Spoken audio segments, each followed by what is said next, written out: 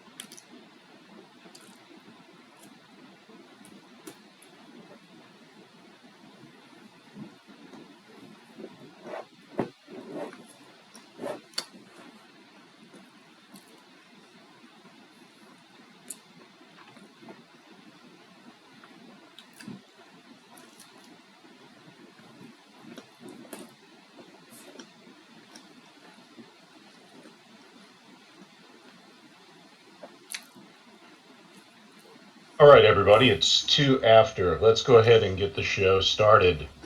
My name's Rico. This is the OL Network's weekly community meeting. We welcome you back. We are going to start off with a roundup on the state of the OL Network, and then we're going to move into our agenda today. On the agenda today, we've got a network update that OD is going to deliver. We're going to do a working group roundup with all of the various archivists from the working groups. We're going to get an update on the status of Carpe from Adal. And then for the first time, we are going to have an outside presentation from Nicholas Ahrens, who is joining us today. So Nick, hang in there. We've got you at the end of the agenda, but we typically move through this pretty quickly. And of course, at the end, we'll hold time for questions, comments, or any other business that the people in the audience have. So let's start with the state of the OL network. Where are we? Well, as we sit here today, this is day 67 since the public announcement of the network. So we're just a little over 2 months in at the point. We're still in the first quarter of the life of the network. Gives you a little perspective on where we are. The current epoch is 85. The current number of validators is 65. That's up from 61 last week. The current number of active Carpe installations is 835. That number has been moving up and down the last few weeks as we've made some changes to the network. But there's more info coming on the state of Carpe later from OD, so hang in there on that. Our Discord community is sitting at 2,081. That's up 63 members from last week. And I saw some familiar faces from other Discord servers come in this week, which is great to see. We love getting our arms around people who are active in the network. Since we last met, what are the updates that I want to highlight? Well, first, we did have a new upgrade that the validators voted on and deployed. That came out at the end of the epoch yesterday, and that we're going to get more info on from OD in just a few minutes.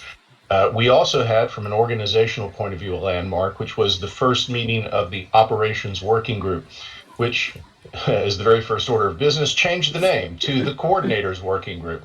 But regardless, that is a meta working group that enhances the coordination of all the other working groups and makes sure we don't miss important things. So it's kind of a landmark that group is up and started.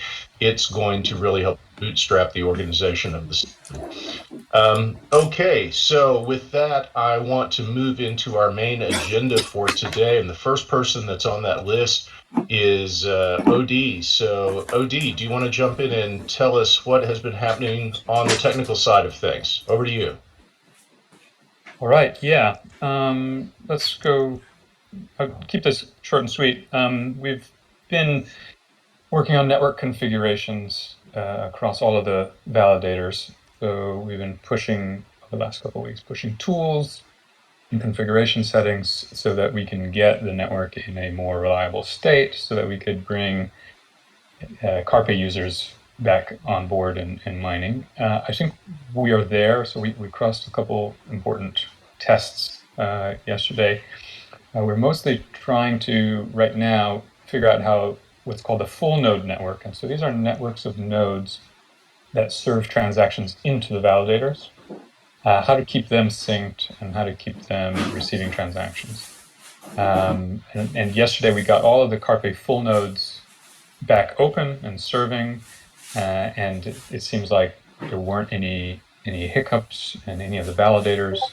We still have some questions about keeping full nodes in the best configuration, keeping them synced.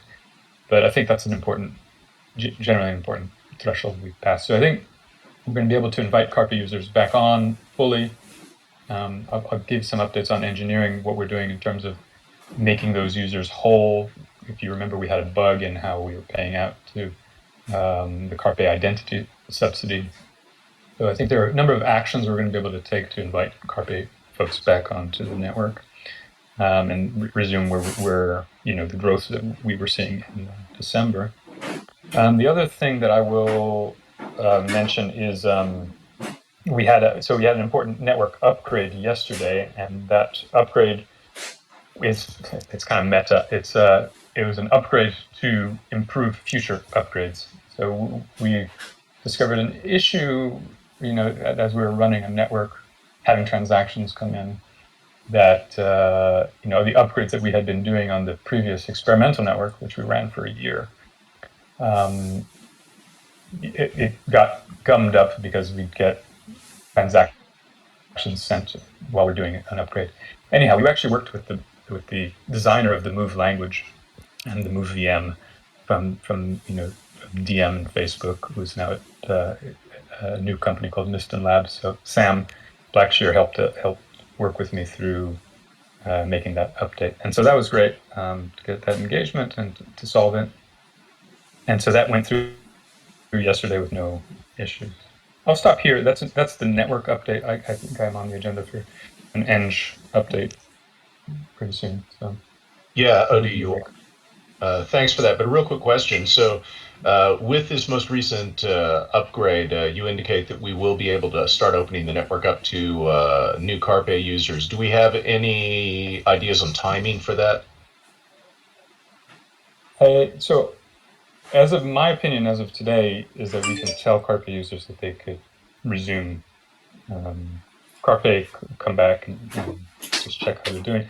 Adal, I think, is going to give some updates on Carpe, and I can give some updates on engineering. We have some improvements to the Carpe tool that there's some messaging that we can just sort of coordinate around that. But I think as of today, people who had Carpe working previously, they can come back and turn it back on.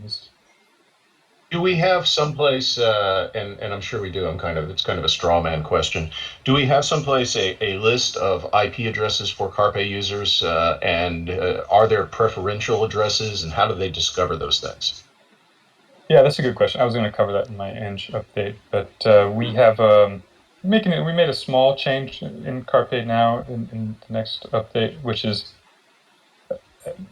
anyhow, we have a list that's in the Carpe repo on GitHub of the volunteers that are providing full nodes for Carpe. But the change that we're making is that anybody can create what's called a playlist of IP addresses that are serving on Carpe, and Carpe users will be able to choose any playlist on the internet, basically, to connect their Carpe to. But we'll provide sort of a seed set. Okay, cool. Well, let's kick that down the road then to your engineering update. We just need to figure out how to make it easy for people to find that information, as I'm sure you appreciate. Okay, cool. Let us do the working group roundup, and basically what we're trying to do here is get updates from each of the archivists for each of our working groups, and we're going to start out with the Hustle, Karma, and Governance working groups, where Christian is our archivist. Christian, over to you, buddy. Hey Rico, hey everybody. Yeah, so we'll give a kind of a quick high level update on Hustle Karma working group.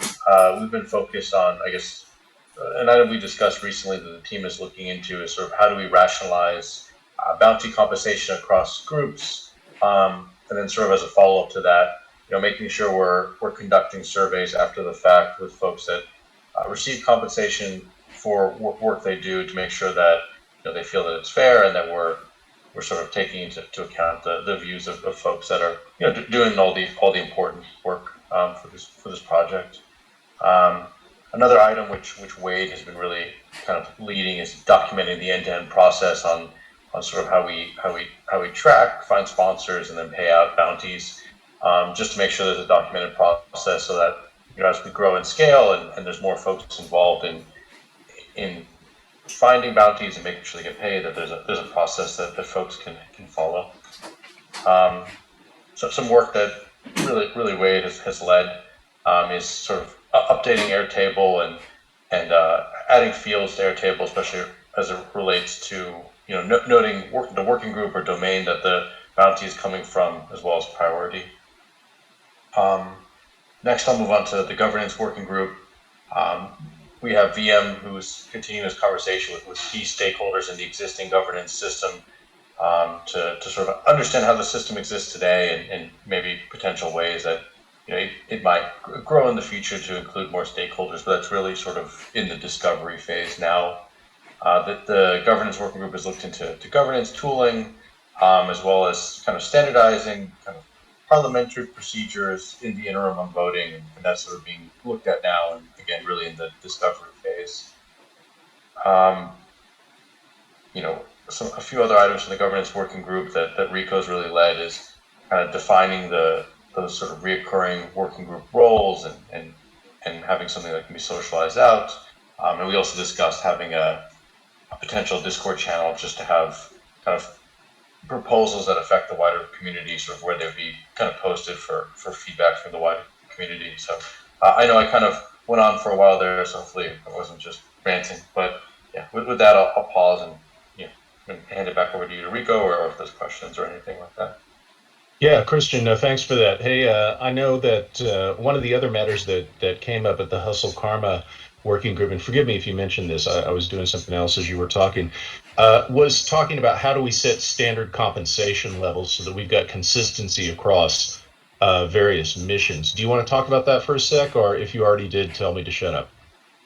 No, I think actually I kind of really breezed over that, but yeah, we discussed kind of codifying the approach, or codifying sort of how the amounts that people get paid, and as a benchmark, Wade had noted sort of the three different tiers that exist in the engineering working group. So yeah, the thought with that is kind of again like rationalizing how much folks would get paid depending on the level of work, and then going into Airtable and kind of rationalizing this across the group. So I kind of briefly cover this in my first bullet, but.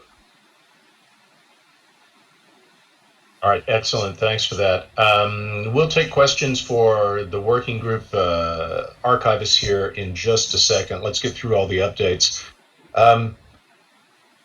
I am serving as the interim archivist for the Branding and Comms group. Sorry, it took me a second there to get back to my notes. Branding and Comms had a very interesting meeting this last week. Lex was able to join us, and with his guidance, we dived into where we are in terms of brand values and our positioning, and what our community values are that we want to communicate in our messaging. Lex put together, working with Design Sage, a survey that's been floated around the community. You can find links to that survey in the design channel and in the comms channel, as well as in the branding and comms working group channel. It would really be great if we get more voices in there for that survey. The more people that weigh in here, the better. And it's really just basic questions about who do we want to be, what audiences do we want to prioritize, how do we envision this project landing in 5 years, et cetera. So if you've got a few minutes, we'd love to have your input on that. Branding and Comms Working Group, as a reminder, meets immediately after the weekly community call. So if you have any interest in getting involved, stick around. It's coming up at the top of the hour right after that. In terms of other work in the working group, really, we largely focused on sort of, what's the proper sequence for things, and establishing those brand values was really the first of the queue. So we focused on that. We took care of a few other organizational matters. We're still trying to fill our interim key roles, and we're still trying to get some of the work chunked and into the system, which Design Sage, who's the broker for branding and comms, is working on. So a good meeting, good progress. So stay tuned and get involved if you are interested in doing more. Let's switch over to B for the analytics group, analytics working group update. B, over to you. Yeah, thanks. So I have a few updates that I can go through. The first is a little bit backwards. I'll make a pitch for our meeting. Is on Fridays at 5 p.m. Eastern, which is 2200 UTC. We'd like to get people to join us there. I think one of the first orders of business for us is having quorum so that we can feel comfortable taking on some of the roles. So I'm kind of there's an open motion for myself to become coordinator, but yeah, we'd feel better having some procedure to just take that. As far as some of the things that we're working on, one of the first orders of business is we've worked through a payment structure and workflow for getting work that is done paid. So, and specifically a lot of the work that New Drew did in setting up the permission-free monitoring and the Web Explorer. So we have also an open motion for that payment as well. The ongoing things that we've continued to work on are the validator candidate set as well as, and so we continue to monitor that and then show the progression of the network through that set.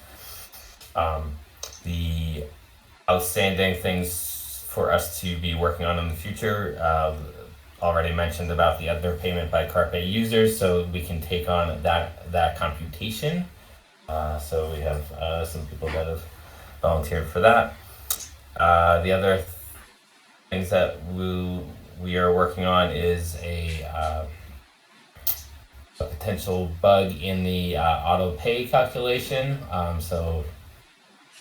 Probably in some veins similar to the CarPay underpayment, but it's different. So we have some notes in our analytics group there, and we have a plan to be able to build this group out to be able to support developments of OL in the future as well. So we have a lot of experience in delegated systems. So as we start to flush out when our and all of our focus is back on the team's delegation, we'd be able to support like some of the decisions that get made around something like that.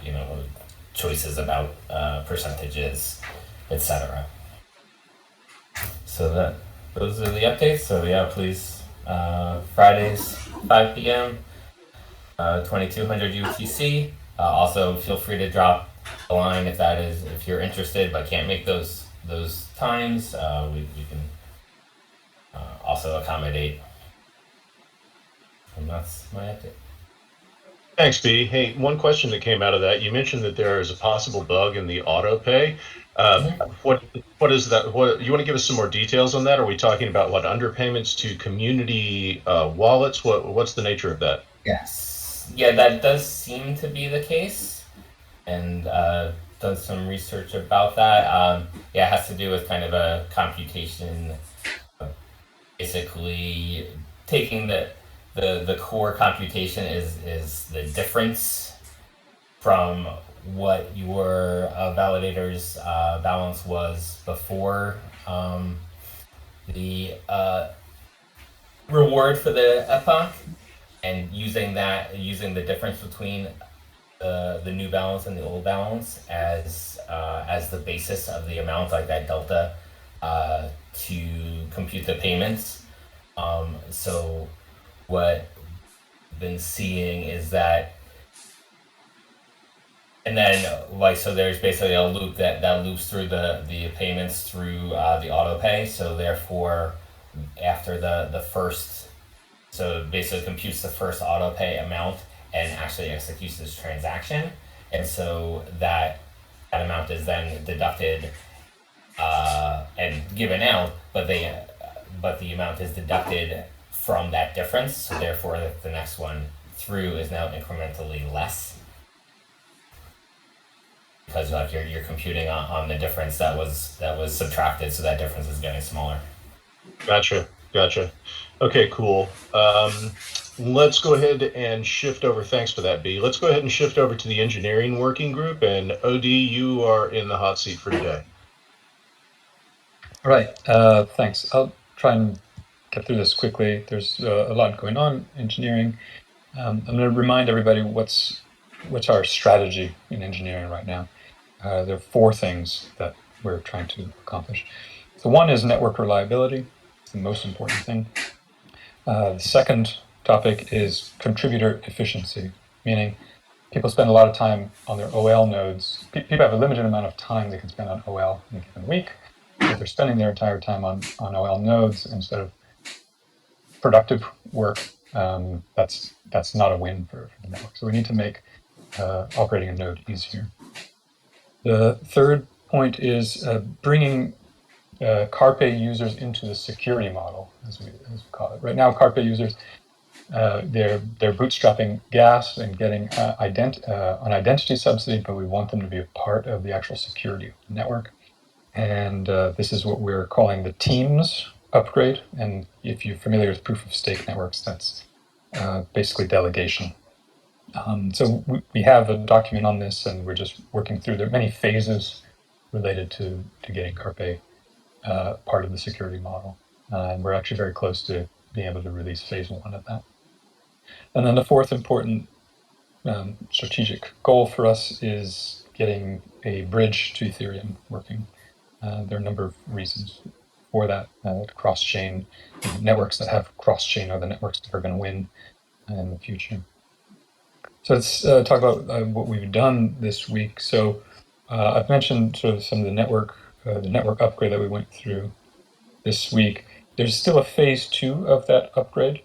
So making sure that future, this is very meta, right? But future hot upgrades of the network are going to be smoother because of changes we've done to the Move code base. That shipped yesterday, and it's on chain. And then now we're going to have to update our nodes. The validators are going to have to update their nodes.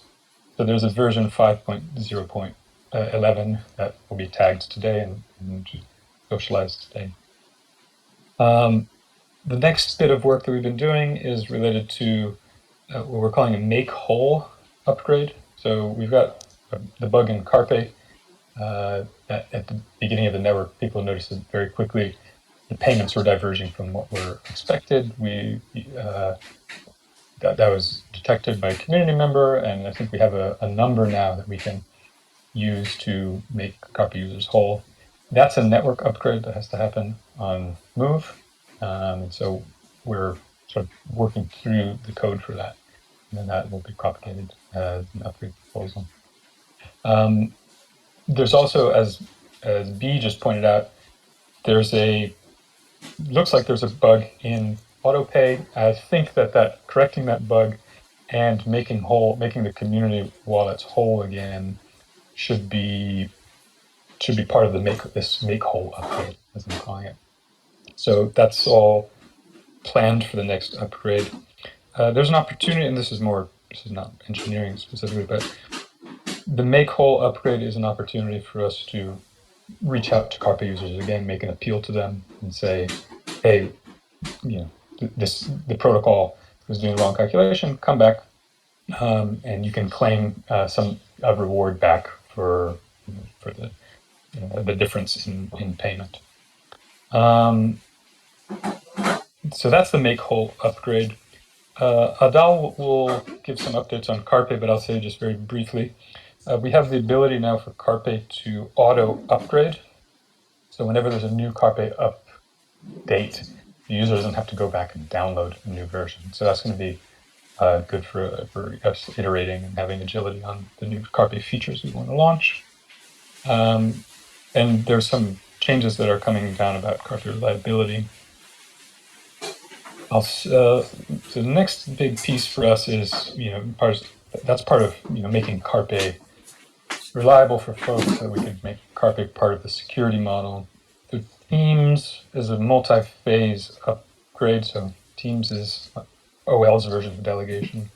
It looks like, I think we've had since December a proposed upgrade, and this is to the move code to the chain policies for the first phase of Teams. And I think we're, now the network is stable, and after we're able to propagate the make whole upgrade, I think we'll be ready for the phase 1 of Teams. And that basically just means all validators have the option of making their validator a team.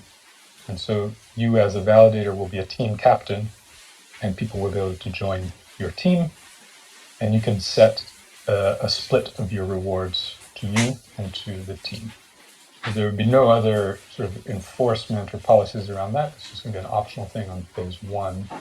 Phase 2 and 3 are how do we start accounting people's towers towards teams, and how do we increase the difficulty of teams, respectively. But phase 1 should be ready to go. And then this is connection to other teams, to other working groups we have here. There's communication that has to be worked on around that. There's a big opportunity for us to do some communication. I'm going to shut up in a second. Last thing is Bridge. Coin One has been doing some great work extending our initial demo of the Bridge mechanism on the OL side, on the move side. There's a lot of bridge work that has to happen on the Ethereum side, and we're actually looking for some more contributors there, engineering contributors, to help us with the Ethereum side of the bridge. I think that covers it. We're looking also for some more folks to join. We need an archivist to join the Eng working group. So if you want to come help us and be close to the action on engineering, and can help us stay organized with communications, we would love to have you. Over to you, go. Thanks, Odie. Thanks a bunch. That's all good news. And for those of you who are just hearing about Teams or are thinking, wow, Teams is a big change, you're right. We will be scheduling an AMA on Teams in the next 2 weeks, and you'll see more comms coming out around that as we try to get everybody on board with that idea and to continue actually shaping that idea. All right, the last working group, and this is a short update, is the operators working group. I'm just going to go ahead and do the update because we still haven't filled the key roles for that group yet. We had our very first meeting this last week. That group meets on Thursdays at, I believe, 10 a.m. Pacific. It is an open group like others as well, but is primarily created for all of the coordinators of the other working groups to have a meeting place and to keep in sync and to see if we're missing anything and help set priorities. So that group took a first run at defining itself, figuring out who was going to get engaged, and starting to look at things like parliamentary procedures, just really basic nuts and bolts operational stuff that we need in place so that we can operate efficiently and consistently. So if you have an interest in the organizational governance and the organization of the OL network, please join that group. And with that, I will stop. Those are our working group updates. I know I promised I'd take questions at the end of this, but we've gone a bit longer than normal, and I want us to be able to have plenty of time for Nick. So I'm going to kick the questions can all the way down the road to the end of the meeting today, which is where it normally is anyway. And I'm going to shift over to Adalberto. Talk to us about Carpe. Sure. Hello, everyone. It's good to be back. I'm resuming this week my contribution to the Carpe app. I've been only managing my nodes in the last weeks and trying to follow some groups on Discord. And I saw that a lot happened. And on last Monday, on the engineering group call, we discussed once again the roadmap and concerns about Carpe being promoted from an alpha to a beta version. And the main focus will be error handling. And also, Nudrill, one of our community rock stars, showed interest to invest some time helping us with the carp development. So you are very welcome, sir.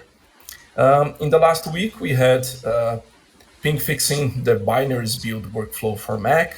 And as OD said, we now have the auto updater and also a refactoring for the peers management, as he said before. So thanks a lot for that. I have talked to Jay. He's a product designer from South Korea who made a very great first presentation of his carpet perspective on a web page with prototypes. And we discussed a lot how he can help the project. So I'll try managing the effort so we can all be working towards the same direction, following the roadmap and focusing on tasks to make carp more reliable. I'll be in touch with everyone who is working on the Carpe app. And those who want to join us, just please contact me. Okay. And thanks everyone who sent me a message asking about my health. I'm feeling much better now. And it's really good to be back. So over to you, Rick. Awesome. Thanks for that. It's good to have you back, man. I'm glad that worked out. And it's good to see Carpe moving. All right, that brings us to the end of our normal agenda, and that means we are going to transition over to our very first guest speaker. So Nicholas Ahrens is up here on stage. Nick, I'm not going to do an introduction. I'm going to let you introduce yourself. So I'm just going to hand it over to you. Here we go, Nick. Okay, hey, can you guys hear me, Rick? Yes, we can. Thank you. Okay, I appreciate the invitation to come here today. This is the first time I've spoken to a group like this. I am not a crypto lawyer. I am really a lawyer who helps a lot of small businesses and individuals, and mostly entrepreneurs in fintech and spirits and other startup industries. And I also happen to work for a lot of people from South America and Brazil because I speak Spanish and Portuguese. But I've taken an interest to what you guys are doing and other communities like yours. I clearly see it as the future, not just because it's clearly the direction that a lot of business and business transactions are moving into, but also I find it interesting, and I'm always trying to stay on top of trends that my clients are involved in because I need to be able to advise them. And I've had the opportunity to meet some of you, and I think the purpose of today is just for you to know that I am a resource if you or any of you have any questions specifically about tax. There is not a lot of information, especially not readily available information, about how the work that you're doing will be taxed now and in the future. And what we do as lawyers is, because there's not a lot of regulation yet, and I say yet because I think we all assume that a lot is coming down the pipeline, and we'll look at that as it emerges. But until that happens, the best that we can do is we look at regulations from the IRS that are already on the books, and then we look at analogies. And analogies is really what I've spent most of my time doing, looking at how does mining analogize to other industries where we know how they get taxed. And basically, if I were you, the types of taxes that I would be concerned about are the following.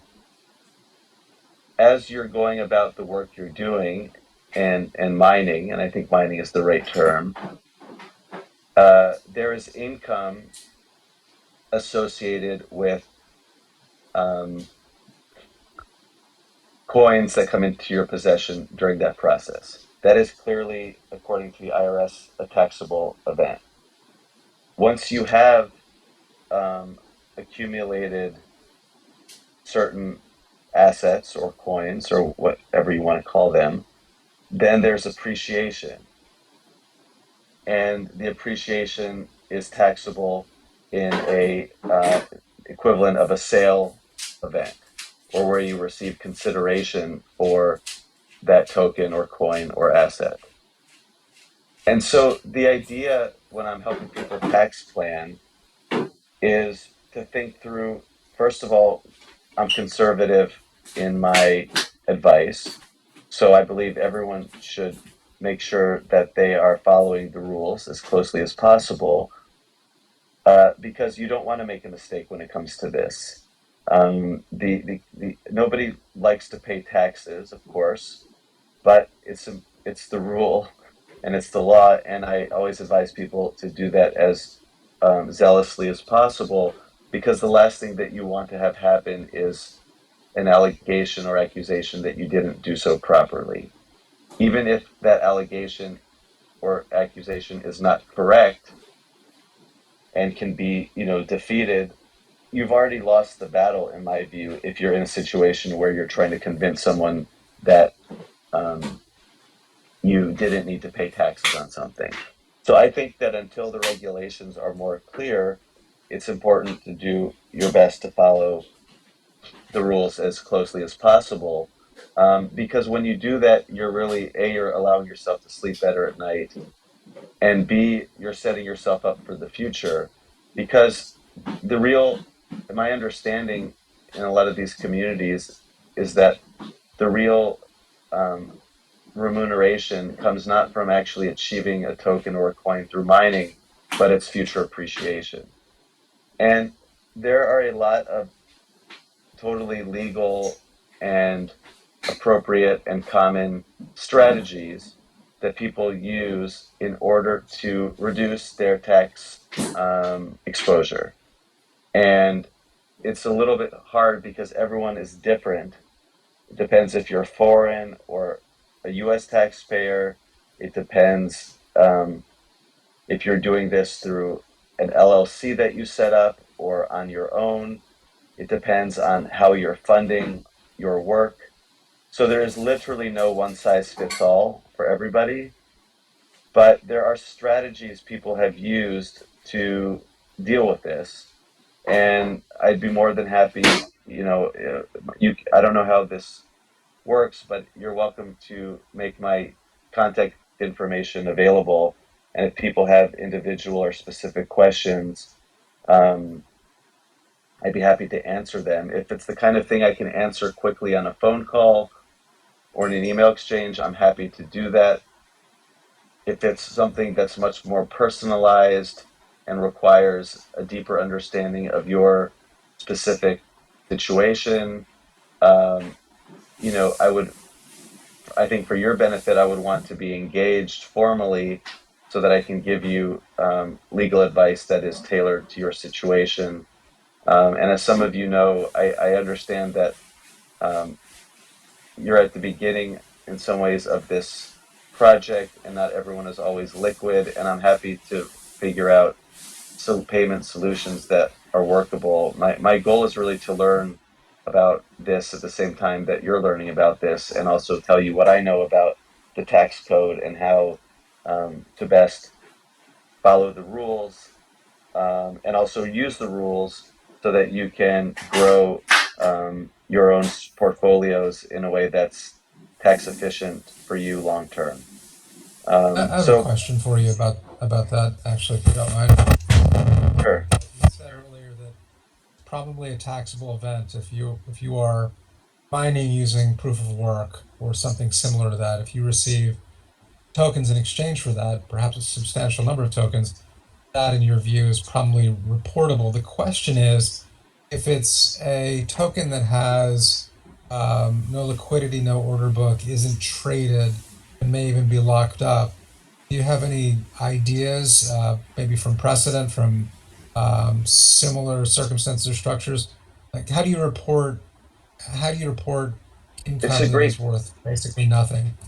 it's a great question, and there's two answers to that, and let's call this hypothetical because I don't know Sure. anything about the specific token you're referring to.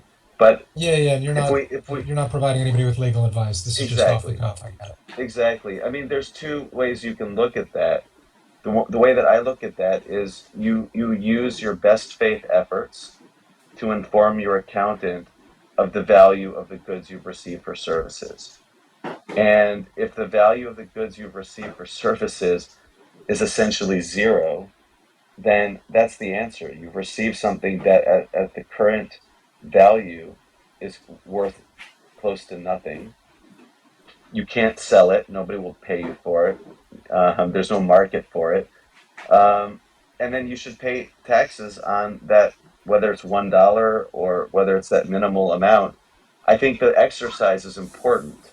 As a lawyer, I'm a big believer in documenting all of this because if somebody comes along in 2 years or 5 years and says, "Hey, you got all those tokens back in 2022," you say, "Yeah, and here's exactly what I did about that." I think it's very defensible. What I think is not the right thing to do is just to say, to yourself, "Hey, these are worth nothing. I'm just going to sort of keep them in my wallet and not do anything." I think having a discussion with your accountant where you explain that is, or if you don't have an accountant because you do taxes yourself, document it that you've done, a fair market valuation. And if a client pays me in, trying to think of an analogy, stock of a company. If a client says to me, "Hey, I can't pay you this month or this year because I just don't have liquidity, but I have a startup and I'm going to give you some shares as comp." And those shares are worth zero because the company is in debt. Then I would tell my accountant, "I received these shares as comp, but they're not worth anything." And and that cuts both ways, right? On the one hand, it's great because you probably don't have to pay any taxes on that. On the other hand, that's your cost basis, right? And so if those shares go up to $500 or 5 million or whatever it is, you do have quite a bit of a gain. But of course, in that instance, you're likely to be taxed at the long-term capital gains rate, which is is lower than the income, the income rate. Got it. So basically, the idea is, conceptually, again, this is not legal or accounting advice for anyone. Conceptually, err on the side of reporting, and if it's worth Yes. zero, say it's zero. But that way, the IRS can't in 3 years come back and say you didn't disclose that, and by the way, it's worth $5 million now. I think that's right. And when I said I'm conservative, that's an example of that. I think that it's a very good exercise to be recognizing income. I think a lot of people don't, frankly, and I think that's a big risk. I would never counsel someone not to do that because I think you're really putting yourself in a safe harbor by recognizing that income. I think where the analogy gets very complicated, and I'm working through this right now. I find it intellectually interesting, but challenging. Is you guys have concepts that don't have a perfect analogy, like this concept of, I think it's called a tip jar. Um, you know, if you take that literally, if I'm working as a bartender and somebody gives me a tip, I'm supposed to pay taxes on that income. But if somebody wants to support, I can see another analogy where I'm working on um, a nonprofit, which I do. I work for environmental groups as well. And someone says, "Hey, I really like what you're doing, and I want to support that, and I believe in that cause, and I want to help you, and I want to, I'm not paying you to do that work. I want to give you money to help you with it." Well, then that becomes more like a gift. And now you're into the gift analogy, and a gift is different from income. gift has different rules. First of all, the recipient of a gift doesn't pay taxes on it. It's the party that makes the donation or the gift. And there's rules about, you know, it being over $15,000 before you have to even report the gift. And it's not actually a tax until you use up your lifetime exemption, which right now is $11 million. So it's important to really, you know, think through what is the transaction that's happening. If I were you, I would try to document it as well as possible so that you're not scrambling at the end of the year to figure this out. And then also, you know, if some of what you guys have starts to actually, you know, materially increase in value, then you have to be thoughtful about how you can have liquidity reserves, because you might end up having to pay taxes in, obviously, in US dollars. The US government's not accepting OL as a tax payment. So you'll have to be thoughtful about managing your sort of your own portfolio so that you have liquidity to pay taxes. And I guess the last thing I'll mention is extremely helpful. Thank you. Sure. The last thing I'll mention is there's, you know, there are ways to use trusts and personal IRAs to do this work efficiently. And I think those, it's very, very individualized. So other than me sort of, you know, telling you that they're out there, I don't want to give that advice, because those structures can be abused.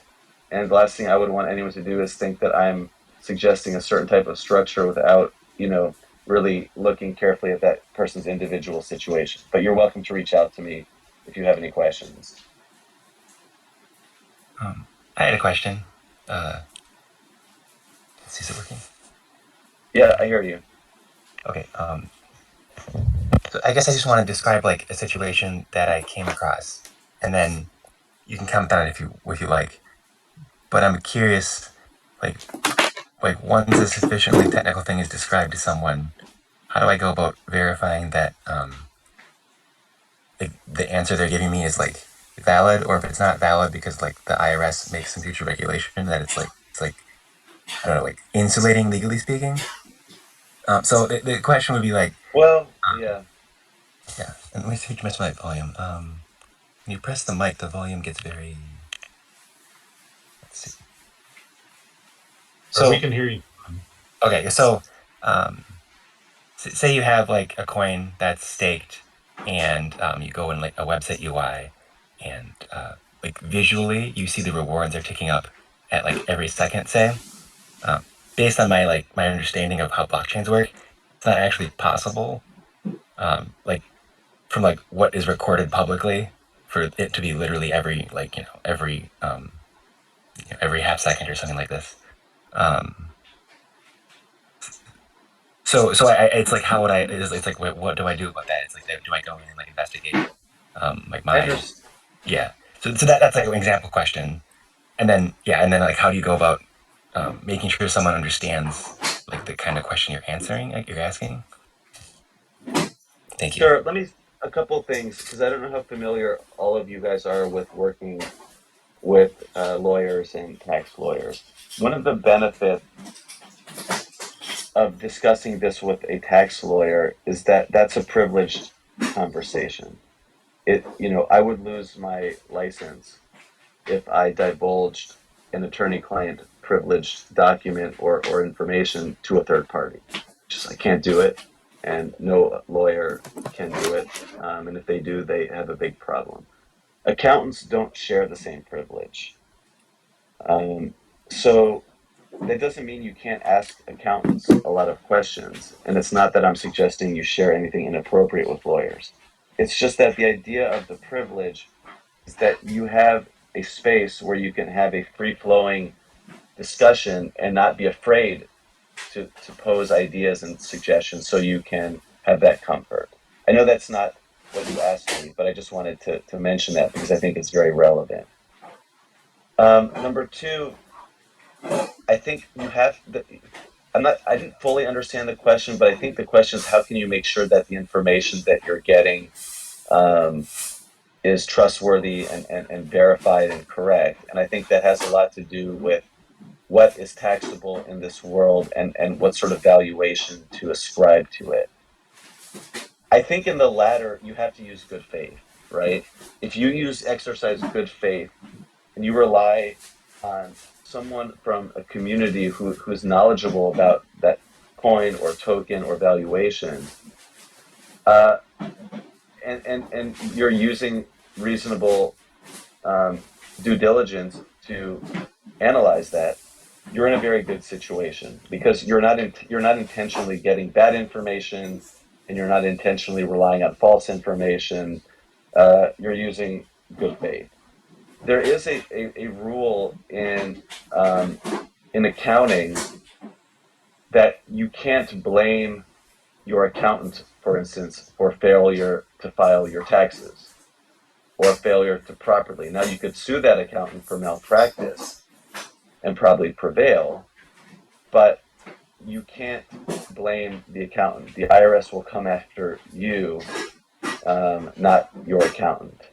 So it's important to use good faith due diligence so that when you're making these calls, is this income? Is this a gift?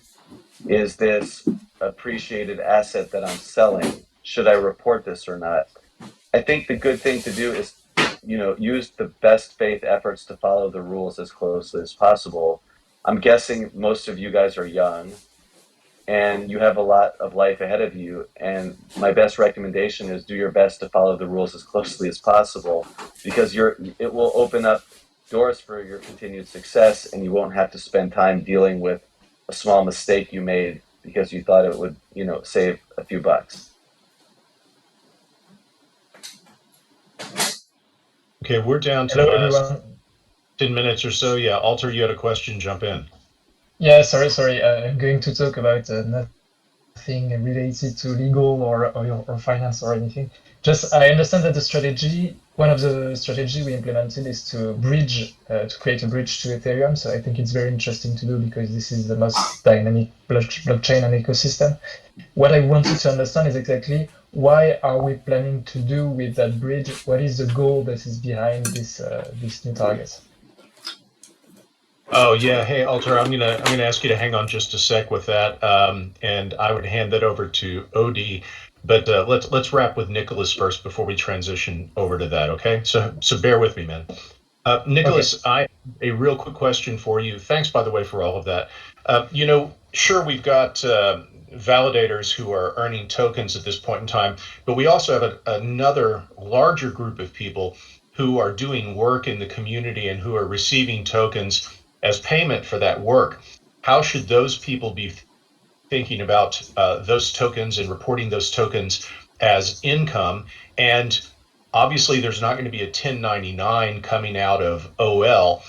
What impact does that have on their tax situation? The lack of a 1099 is not dispositive of the need to file taxes.